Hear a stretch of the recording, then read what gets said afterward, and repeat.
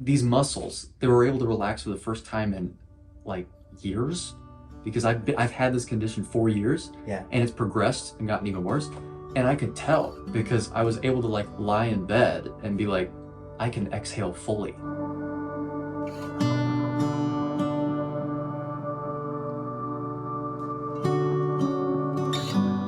Hi, I'm Dr. Brian Hutchison, and Eddie's joined us today to share a pretty cool part of his story. So, Eddie, thanks for being here today.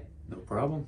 And Eddie, we met probably over a year and a half ago for the first time, and it was pretty cool to see your recovery from getting regenerative medicine treatments, of which, being on the hypermobility spectrum, you've had about how many regenerative treatments would you say? Roughly 40. Yeah, Okay. it was just an estimate. Yeah, around 40, almost to every body part imaginable.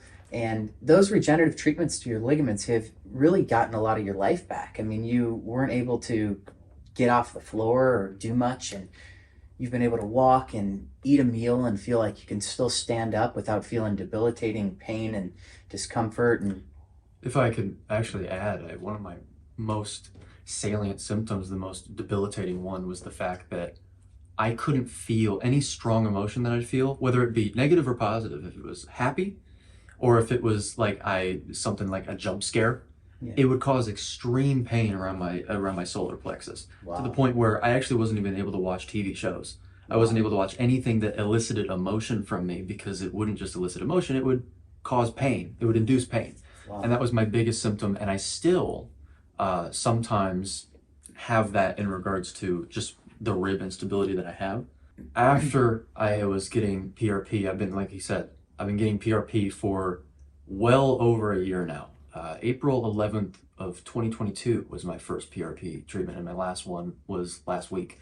And I've had roughly 40, and it's really helped me feel more stable. But the other problem was that even though my joints feel more stiff in a good way, because they're stabilizing and they're getting stronger, a lot of my body felt like it was still contorted in a different way, like it shouldn't have been, like almost like we're gluing joints back together, but they're not forming in the appropriate way, forming back in the appropriate way.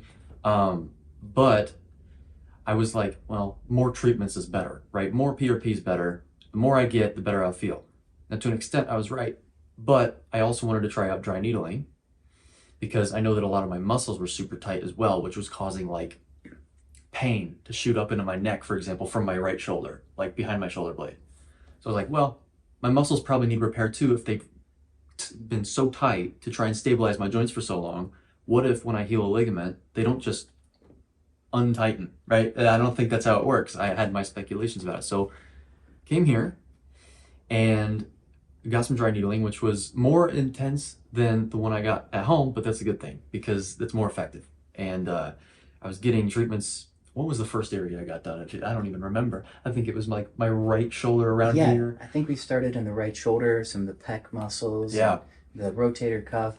yeah. And that was actually not just isolated. The relief was not just isolated to those areas. I was starting to really realize how much of my neck pain up here and my TMJ pain was coming from my shoulder, or coming from, in regards to, we treated my hip today. Yeah, I'm having pain near my shin on the sides, like right between my calf and my shin. And it's actually, whenever I got my hips treated today with the dry needling, the pain was shooting down into here. And so I started quickly realizing that's actually yeah. it's due to everything else. And So, you brought up a good uh, point, Eddie, about like the muscles taking a certain shape. And when those tendons are really strong, the muscles can actually go into the shape that they're designed to be in, which is going to cause a lot less abnormal pulling.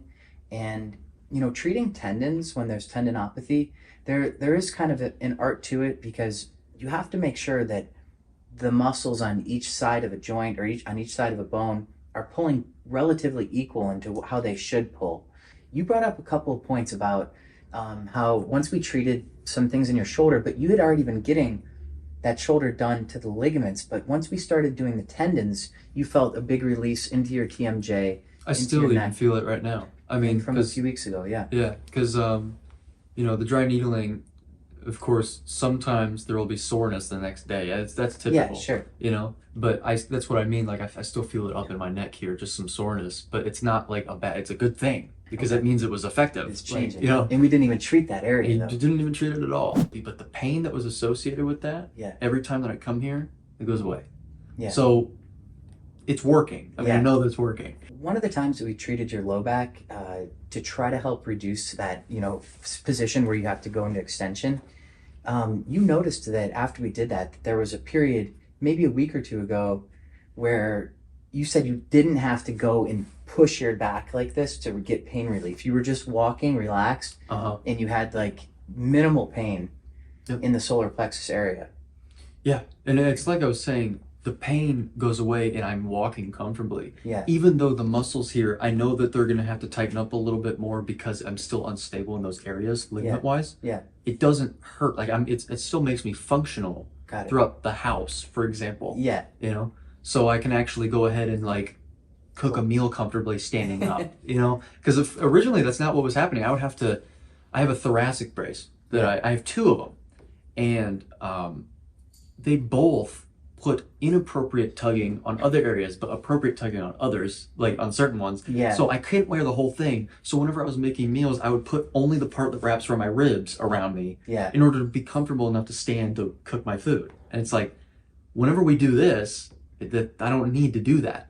One of the most telling things about this, I mean, it's like, I can still have instability, but without the nerve pain at the same time, you know, which makes it so much better to deal with during the other treatments I'm getting. When you mentioned the nerve pain, something you shared something with Anthony and I the other day where you said that after you had gotten some of the tendon dry needling, that you noticed that there used to be this like global or systemic kind of inflammation everywhere.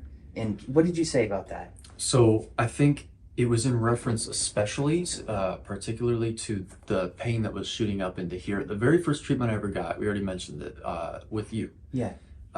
We were treating over here, and the pain that I was getting shooting up into the back of my neck was I wouldn't say flaring. It was flaring up in a different way. It wasn't stinging. Whenever you were treating it, it was just, you could feel that it was being relieved. You know, it's one of those good pains, right? Yeah. Like you feel it, but you know it's a good thing because you're hitting something that needs to be hit. It was in relation to that because I had those certain sharp pains and shooting pains in other areas, and it felt like my whole body was inflamed.